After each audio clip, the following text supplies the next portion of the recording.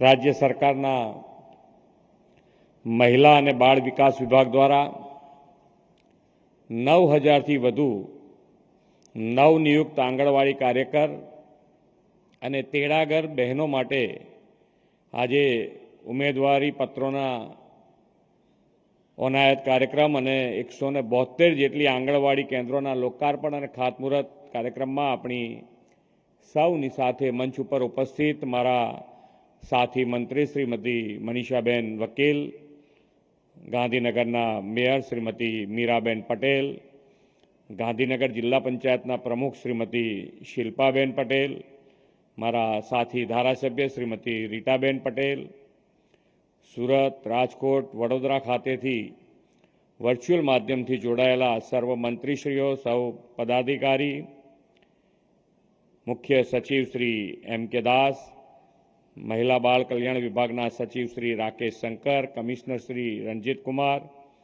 નિયામક શ્રી મહિલા કલ્યાણ શ્રીમતી પુષ્પાબેન નીનામા, આમંત્રિત સર્વે મહાનુભાવ, પ્રેસ મીડિયાના મિત્રો, સૌને મારા નમસ્કાર.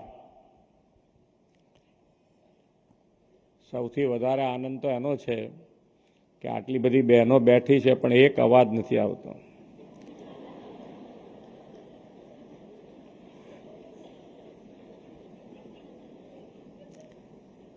એટલે એનું કારણ એવું પણ હોઈ શકે કે મોબાઈલ હાથમાં હોય તો મોબાઈલમાં અત્યારે તો આપણો જીવ હોય બધાનો, પણ મોબાઈલ બી હાથમાં નથી દેખાતું એટલા બધાના, ઘણાના હાથમાં છે.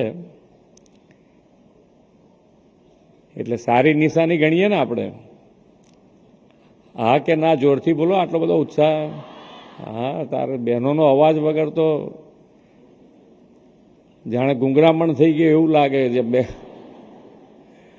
તમારા કરતાં તો અમને ટેન્શન થઈ જાય, કેમ આટલી બધી બહેનો શાંત છે.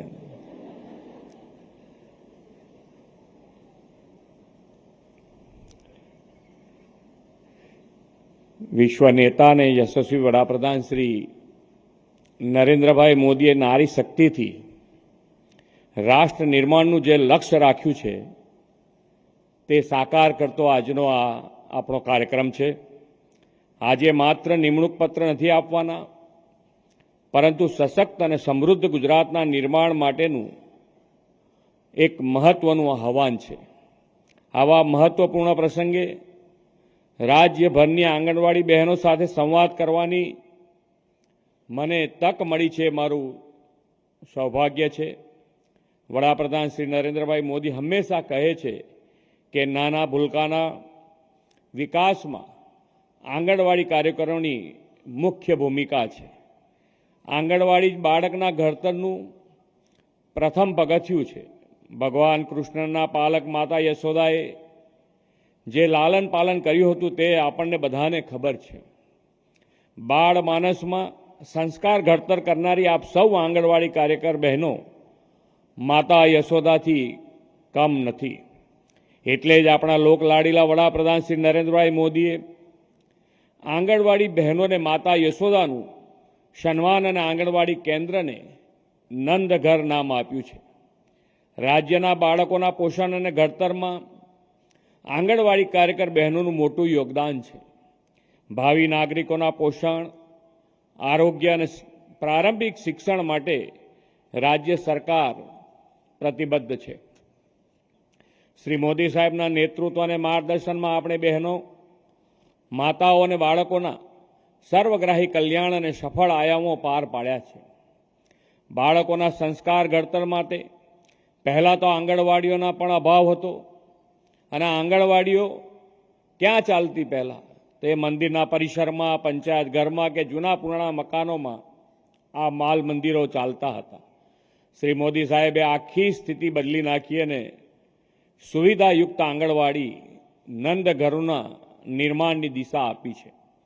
માત્ર સરકારી મશીનરી નહીં, પણ સરકારના જાહેર સાહસો પણ CSRથી આ સેવા કાર્યમાં યોગદાન આપી રહ્યા છે. આખા રાજ્યમાં 53,000થી વધુ આંગણવાડી કેન્દ્રો કાર્યરત છે.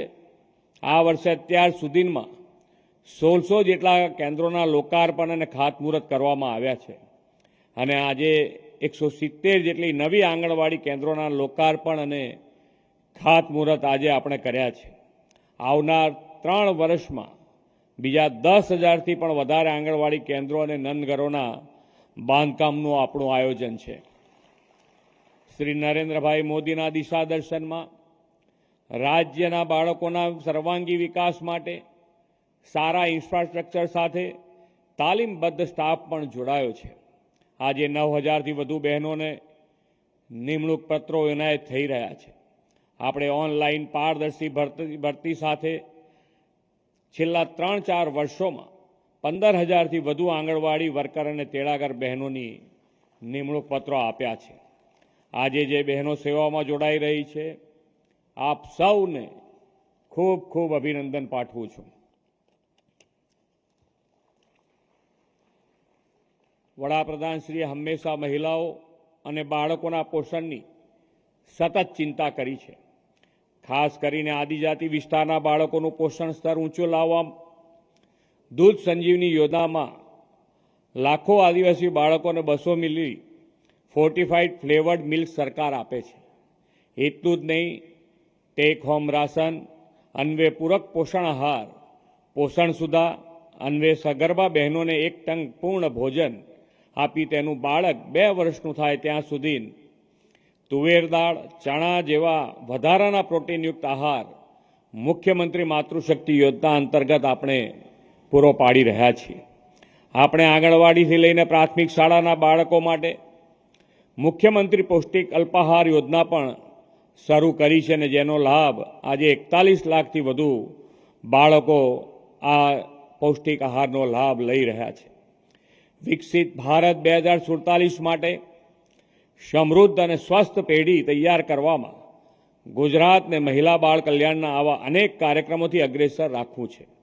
એ માટે સશક્ત અને સુપોષિત ગુજરાતના નિર્માણમાં યોગદાન આપવાની તક તમ સૌ બહેનોને ઈશ્વરે આપી છે.